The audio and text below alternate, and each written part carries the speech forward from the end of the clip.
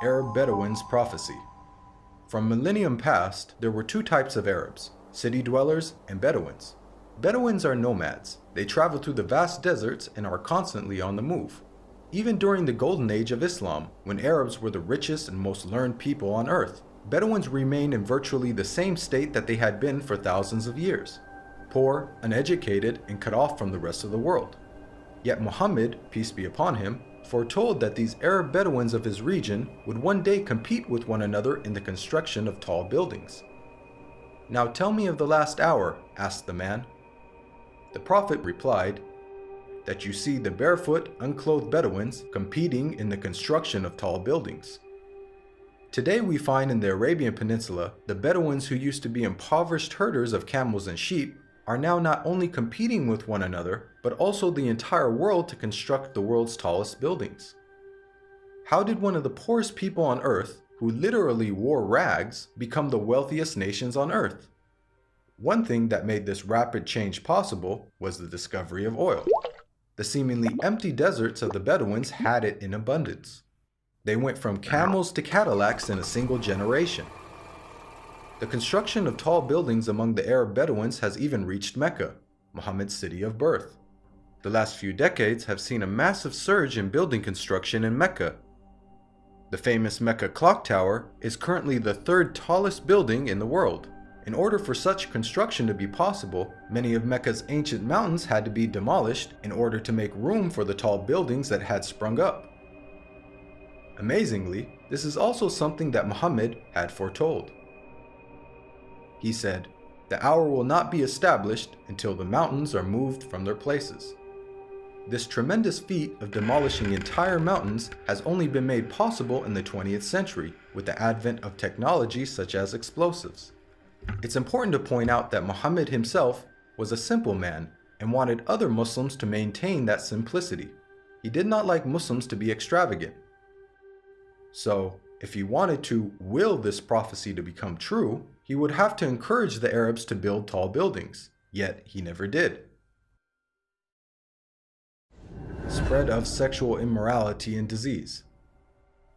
Muhammad, peace be upon him, revealed that the Day of Judgment would not take place until sexual immorality had become so prevalent and normalized that it would begin to be carried out even in public places. He said, "The hour will not be established until people fornicate with each other in the road, just as donkeys fornicate." Today we live in a world where we are being constantly bombarded with explicit sexual imagery, be it in TV, film, or advertising. And with the advent of the internet, pornography has now become readily available at any time and any place. In fact, we are finding more and more stories in the news of people being arrested for having sex in public.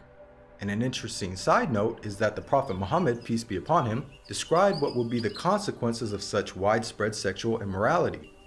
He said, "Never does sexual perversion become widespread and publicly known in certain people without them being overtaken by disease that never happened to their ancestors who came before them."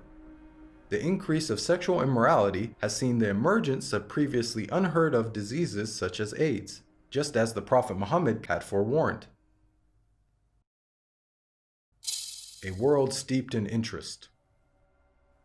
Muhammad, peace be upon him, claimed that the practice of interest would one day become so dominant that even those who try to avoid it will still feel its impact. He said, "A time will come upon mankind when they will consume interest. Whoever does not take from it will be afflicted by its dust." This clearly describes the state of the world economy today. In the modern world, it is almost impossible to avoid dealing with, or at the very least being impacted by, interest. Just think about how many people have interest-bearing bank accounts and buy things using credit cards. Even if one somehow manages to avoid dealing in interest directly, almost every aspect of our lives is impacted by it. Central banks influence the purchasing power of our money, and virtually every country in the world, even those considered to be wealthy, are drowning in interest-based debt. The financial system even suffered a global collapse in 2008, a disaster which had plunged the world into economic turmoil, the consequences of which will be felt for generations to come. What makes this prediction amazing is that the financial state of the world over the last century is unique in history. At the time of Muhammad, Finance was based on commodities with intrinsic value, such as gold and silver coins. Gold and silver have been used as the most common form of currency throughout history. The use of paper money with no intrinsic value, along with the massive debt and interest that it has resulted in, is a phenomenon of modern finance, and not something that could have been easily guessed by Muhammad over 1400 years ago. The defeat of Rome and the conquest of Persia. During the Battle of the Trench, where Muhammad, peace be upon him, and his followers were under siege by their enemies, being outnumbered 3-1 and staring in the face of certain defeat, the Prophet made some bold predictions. He said, "God is most great. I have been given the keys of Syria. By God, I can see its red palaces at the moment. God is most great. I have been given Persia. God is most great. I have been given the keys of Yemen." At that moment, Muhammad had made the astonishing claim that the Muslims would not only take the lands of Yemen and Syria, much of which was under the occupation of the Roman Empire, but that they would also defeat the mighty Persian Empire. Historically, Muhammad's companions saw this prophecy fulfilled before their very eyes, as they went on to defeat the Romans and conquer Persia. What are the odds that the Muslims, who lacked economic and military strength, could topple the superpowers of the world in such a short span of time? The astonishing way that the Muslims defeated the superpowers captured the world by surprise. As historian Barnaby Rogerson explains, you have to remember that the two great superpowers were the Byzantine Empire, i.e. the Eastern Roman Empire, and Sassanid Persia. They were the dominant superpowers. If you're putting it in a modern parlance, it's a bit like the Eskimos taking on the United States of America and Russia. No rational person would have ever conceived of such a possibility. This sentiment is echoed by historians who cannot explain how Islam became such a dominant force so quickly. Professor of Byzantine Studies Andrew Louth wrote, "The speed with which the eastern provinces of the Byzantine Empire succumbed to the Arabs remains to be explained by historians." Prevalence of writing. Many of us take for granted the ability to read and write, and the abundance of books that are available in the modern age.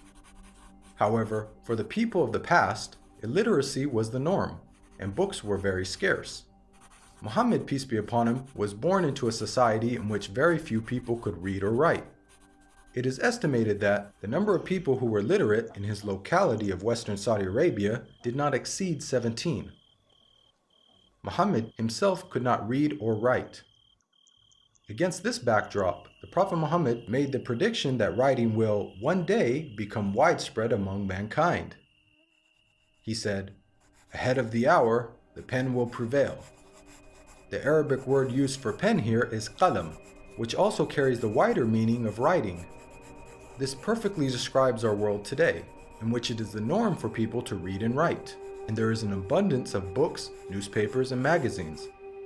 This has only been made possible thanks to 15th century technological advances, such as printing that took place over 800 years after Muhammad's prophecy. And with the advent of the internet, writing is spreading even more. Anybody with a computer or smartphone now has access to millions of books with just the click of a finger. It's quite powerful that Muhammad, who could neither read nor write, prophesied the spread of reading and writing. The greening of Arabia's deserts. The Prophet Muhammad, peace be upon him, made a bold prediction about the future state of Arabia. He said, "The hour will not begin until the land of the Arabs once again become meadows and rivers." This narration anticipated the greening of Arabia's extensive dry desert environment. As recently as 1986, there was little to no farming in the region.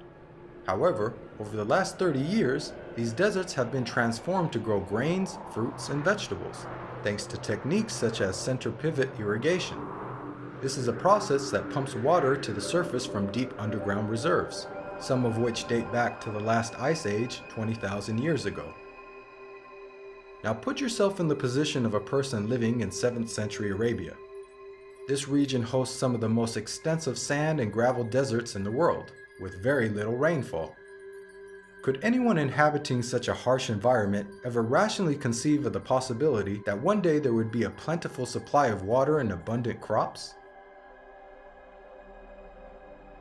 This prophecy also makes a claim about the ancient past. Note the words of Muhammad, "The lands of the Arabs once again become meadows and rivers." By saying once again, he is implying that at one stage in their history, the deserts were lush with vegetation and life, and that they will be returning to this former state. Geologists now know that the Arabian Peninsula was, indeed, once filled with meadows and rivers in ancient times. Modern archaeological discoveries have uncovered a number of fossils and conclude that once upon a time, the Arabian Peninsula was much greener and wetter, just as Muhammad had revealed. The rapid spread of Islam and the decline of the Muslims. Muhammad, peace be upon him, predicted that the Islamic civilization would reach both east and west. He said, "God folded the earth for me, and I saw its east and west, and the dominion of my nation will reach as far as the earth was folded for me." History bears witness to the fact that Islam spread rapidly, both east and west, just as Muhammad boldly had foretold. At the time, this was a geographic expansion the likes of which the world had never witnessed. The Islamic Empire was the largest the world had ever seen. The Prophet Muhammad not only informed us about the spectacular rise of the Muslims, he also foretold their decline. He said, "The nations will call each other and set upon you, just as diners set upon food." Someone then asked, "Will it be because of our small number that day?" The Prophet Muhammad replied, "Rather, on that day you will be many, but you will be like foam, like the foam on the river." Here we can see that Muhammad prophesied the dire circumstances in which the Muslims would find themselves. He explained that a day would come in which the Muslims would be large in number, but in such a state of weakness that other nations would invite one another to set upon them. The analogy of Muslims being eaten as a meal was given, which emphasizes just how helpless they would become. This prediction accurately describes the radical turn of events that took place in the Muslim world in the 19th and 20th century. Prior to this, the Muslim lands had grown to become some of the most powerful in the world. From the time of the death of Muhammad until the 19th century, the Muslims were economically, politically, militarily, and technologically far ahead of most of the world. Then the unthinkable happened. Nearly all the Muslim world was occupied, colonized, and militarily defeated by non-Muslim nations. Russia had annexed the Caucasus. France controlled Algeria, Morocco, and Tunisia. Great Britain occupied Egypt, Syria, Iraq, Palestine, and India. And the Dutch controlled Malaysia and Indonesia.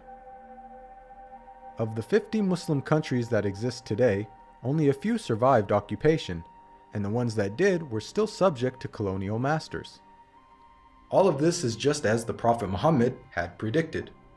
At the time, there was an estimated 200 million Muslims, representing 12.5% of the world's population. But their considerable numbers could do nothing to prevent the defeat by their rivals. They were weak like the foam on a river. Again, just as Muhammad had foretold.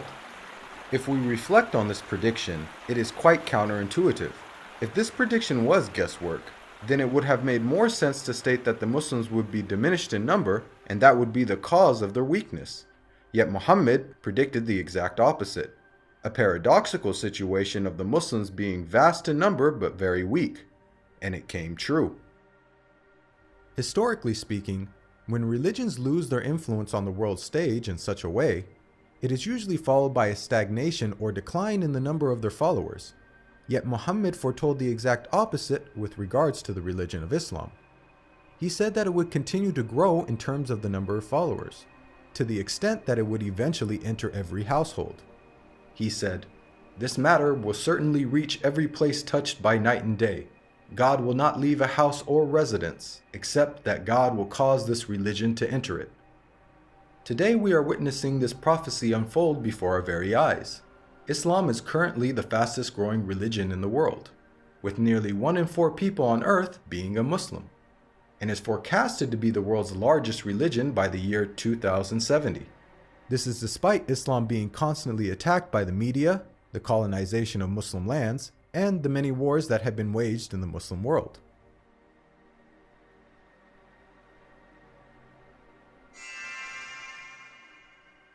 Even the name Muhammad has prophetic implications. It's an Arabic word that means the praised one. The Quran states how Muhammad's remembrance will be raised. We elevated your mention for you. Since this verse was revealed over 1400 years ago, the Prophet Muhammad, peace be upon him, has been the most praised person in history. Today, not a second goes by without a minaret somewhere in the world publicly proclaiming the time for prayer and saying, أشهد أن محمدًا رسول الله. I bear witness that Muhammad is the messenger of God. أشهد أن محمدًا رسول الله.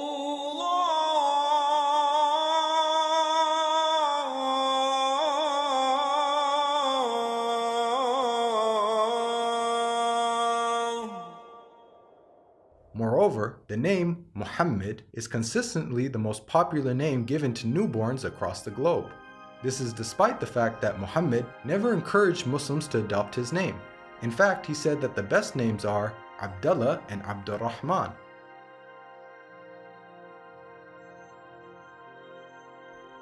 Now, we've analyzed a number of the Prophet Muhammad's prophecies, which were made over 1400 years ago, and have seen how he has accurately foretold many things. Purely from the standpoint of basic probability, for someone to accurately guess about such future events, which spanned across multiple nations in different time periods, many of which were outside the sphere of Muslim influence, to give so many predictions without making a single mistake is utterly impossible.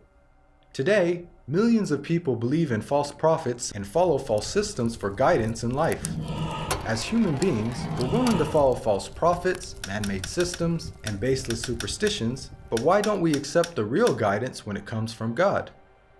God empowered the Prophet Muhammad with accurate prophecies as a way for us to distinguish the true prophets from the false. Truth has now arrived, and falsehood perished, for falsehood is, by its nature, bound to perish.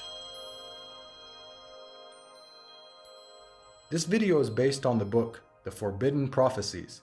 To learn more about the evidences for Muhammad's prophethood, please download your free copy of the book at the link below.